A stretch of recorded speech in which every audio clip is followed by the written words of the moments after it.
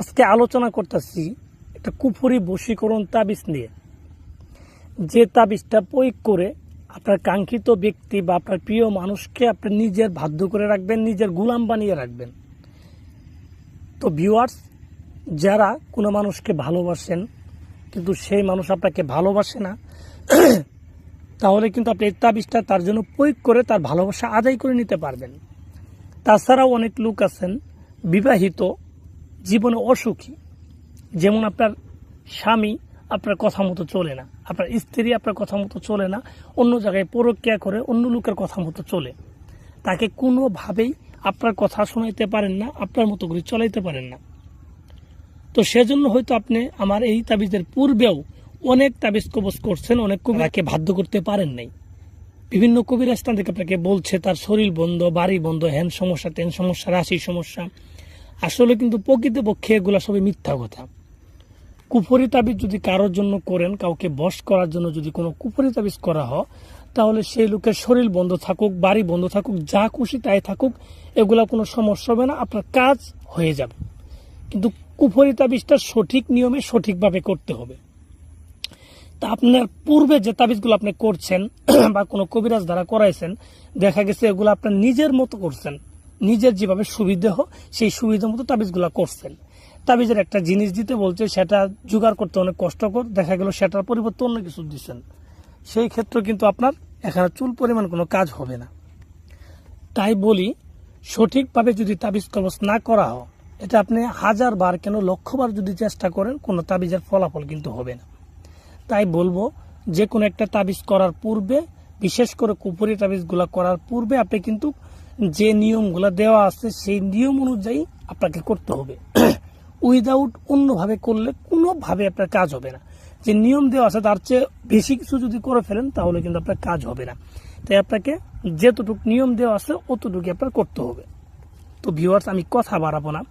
যারা এরকম সমস্যায় আছেন, নিজের স্ত্রী বা নিজের স্বামীকে বশ করতে চান, বাধ্য করতে চান, বা বাধ্য করার জন্য তাবিজ প্রয়োগ করতে চান, তাহলে যারা এটা করতে চান তারা আমার এই তাবিজটা কীভাবে করবেন আমি এই সম্পর্কে বিস্তারিত বলে দিচ্ছি।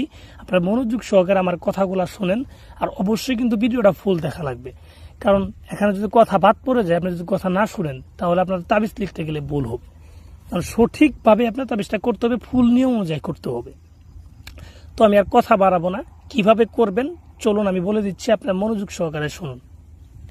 প্রথমত এই তাবিজটা লিখতে হবে যে কোনো একটা শনিবারের দিন রাত্রের বেলা 11টা থেকে 12টার ভিতরে এই তাবিজটা লিখে শেষ করতে হবে, ঠিক আছে? আর এর জন্য যাইতে হবে আপনাকে যে কোনো একটা শ্মশান ঘাটে যাওয়ার পর আপনি যেখানে শ্মশানের চিতাটা পুরায় সেই জায়গায় আপনাকে বসতে হবে। বসার পর দক্ষিণ দিক মুখ করে বসলেন, কালো কাপড় বিছায় বসলেন। বসার পর সামনে আগরবাতি, মোমবাতি এগুলো সুন্দরভাবে জ্বালায় নিলেন।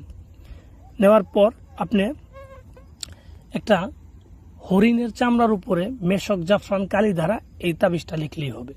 এবং এটা লিখবেন আপনি নিজের শাহাদাত আঙ্গুল ব্যবহার করে, ঠিক আছে? এইভাবে তাবিজটা লিখবেন। হরিণের চামড়ার উপরে 2টা তাবিজ লিখবেন, আমি যেভাবে লিখছি বা যেভাবে দেখাইতেছি সেম টু সেম একইভাবে 2টা তাবিজ আপনিও লিখবেন।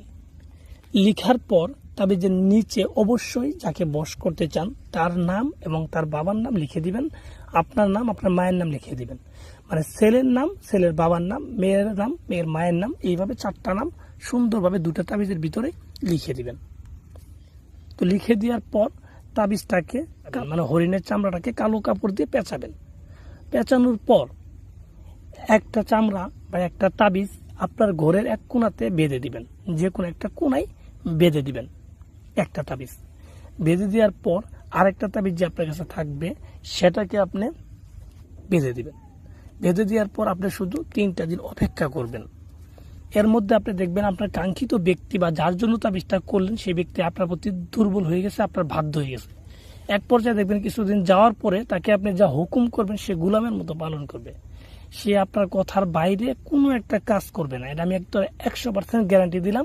আমি যেইভাবে বলছি ওইভাবে যদি করতে পারেন তাহলে আপনার কাজ হবে 100তে 100%, কাজ কিন্তু মিস হবে না। তো ভিউয়ার্স, আশা করি বুঝতে পারছেন। আর যেখানে বুঝেন সুন্দরভাবে বুঝিয়ে দিব।